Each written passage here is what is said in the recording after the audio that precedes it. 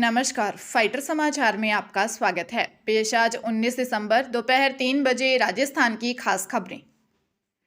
नई सरकार का पहला विधानसभा सत्र कल बुधवार से हो सकता है। राज्यपाल के अभिभाषण के बाद सत्र की शुरुआत प्रोटेम स्पीकर द्वारा नए विधायकों को विधानसभा सदस्य की शपथ दिलाने से होगी। सत्र के पहले व दूसरे दिन शपथ कार्यक्रम होगा। प्रोटेम स्पीकर के सहयोग के लिए 3 सदस्यीय पैनल भी बनाया गया है। इसमें वरिष्ठता के आधार पर विधायक दयाराम परमार, प्रताप सिंह सिंघवी और डॉक्टर किरोड़ी लाल मीणा शामिल हैं। विधायक नई विधानसभा के स्पीकर का चुनाव करेंगे। भाजपा की ओर से वरिष्ठ विधायक वासुदेव देवनानी को स्पीकर प्रत्याशी घोषित किया है। वहीं सीएम भजन लाल शर्मा ने उच्चाधिकारियों से पहली बैठक की। उन्होंने अधिकारियों से अगले 100 दिन की कार्य योजना बनाने को कहा।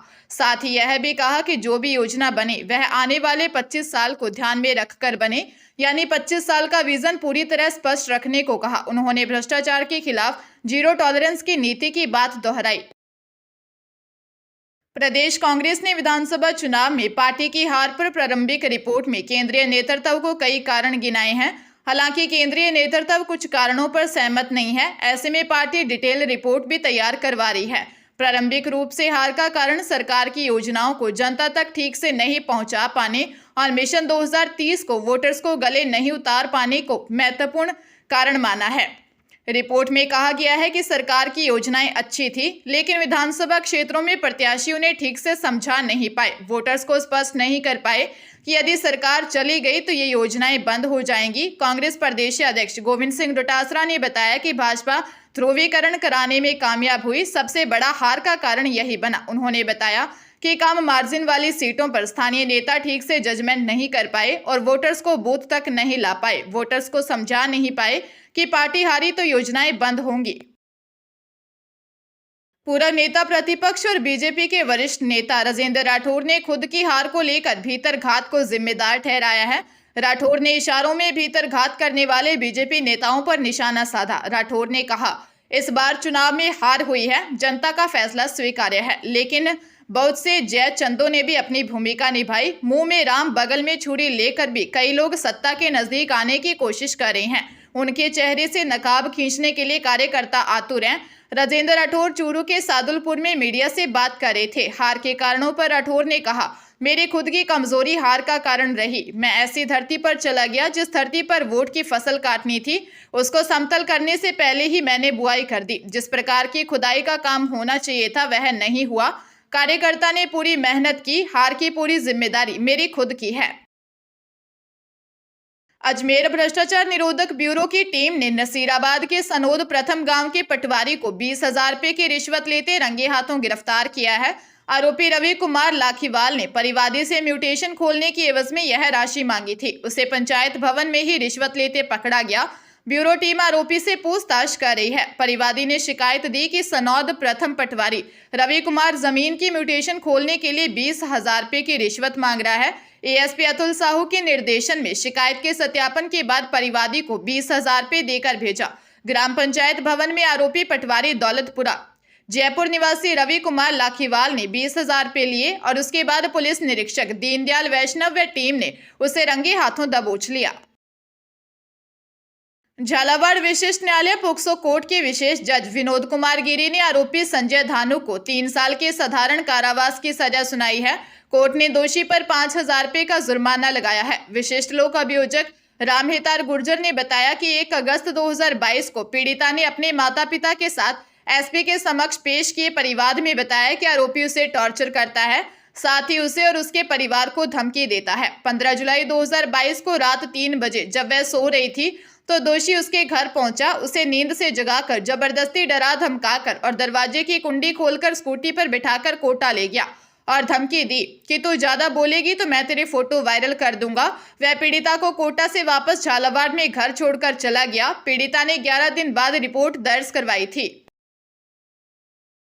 सीएम भजनलाल और दोनों डिप्टी सीएम नई दिल्ली से लौट आए। पार्टी सूत्रों का कहना है कि इस 2 दिवसीय यात्रा में इन नेताओं ने लोकसभा चुनाव के मद्देनजर मंत्रिमंडल के गठन से लेकर गुड गवर्नेंस देने वाली सरकार चलाने की सीख ली है।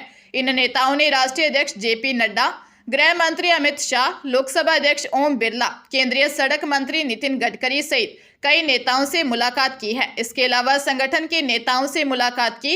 इन मुलाकातों में इन्हें बताया गया है कि केंद्र सरकार और संगठन की भजनलाल सरकार से क्या अपेक्षाएं हैं, किस तरह से स्टैंडर्ड तरीके से राजस्थान, एमपी, छत्तीसगढ़ आदि जगहों पर काम करना है, लोकसभा चुनाव के तहत क्या क्या प्राथमिकताएं रखनी है। सीएम ने जयपुर लौटते ही मैराथन बैठकों के अलावा मोदी सरकार के प्रचार से जुड़े कार्यक्रमों में शामिल होने को प्राथमिकता दी।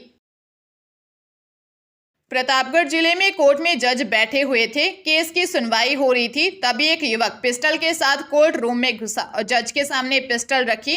कोई कुछ समझे उससे पहले ही वह हाथ ऊपर कर कहता है कि मैं यहाँ आत्मसमर्पण करने आया हूँ। युवक की इस हरकत से अधिकारी, सुरक्षाकर्मी सभी एकदम सकपका जाते हैं। ये घटना SC/ST कोर्ट में घटी, जहां जज योगेश यादव रूटीन केस की सुनवाई कर रहे थे। फिलहाल पुलिस ने आरोपी को हिरासत में ले लिया है और पूछताछ की जा रही है। कोर्ट में जज के फटकारने के बाद आरोपी हाथ जोड़ के खड़ा हो गया और कहने लगा कि मेरी किसी को नुकसान पहुंचाने की मंशा नहीं थी। इस घटना में कोर्ट रूम के अंदर का वीडियो भी वायरल हो रहा है, जिसमें जज योगेश यादव आरोपी को फटकारते हुए सुनाई दे रहे हैं। फिलहाल कोतवाली पुलिस 28 वर्षीय आरोपी सलमान से पूछताछ कर रही है।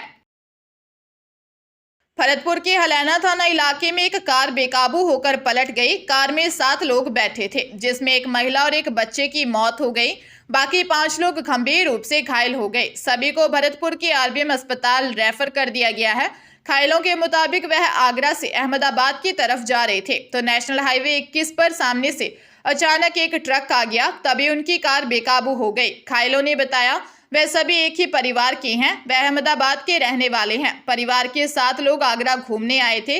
वह ताजमहल घूमने के बाद 3 बजे करीब अहमदाबाद के लिए निकले। भरतपुर जिले के हलैना थाना इलाके के नसवारा गांव के पास अचानक उनकी कार अनियंत्रित हो गई और सड़क से नीचे उतरकर पलट गई। हादसे में 32 वर्षीय महिला जीवा और 5 साल के बच्चे अली की मौत हो गई।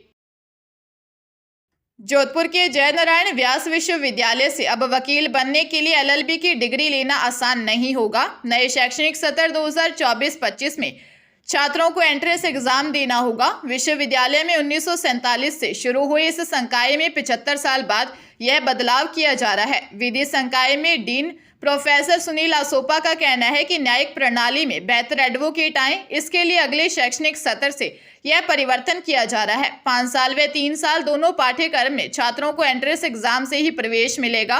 इसके अलावा एक कोर्ट में भी परिवर्तन करने का काम चल रहा है। सुखदेव सिंह गोगामेडी हत्याकांड में शामिल 7 बदमाशों को NIA कोर्ट ने जेल भेज दिया है।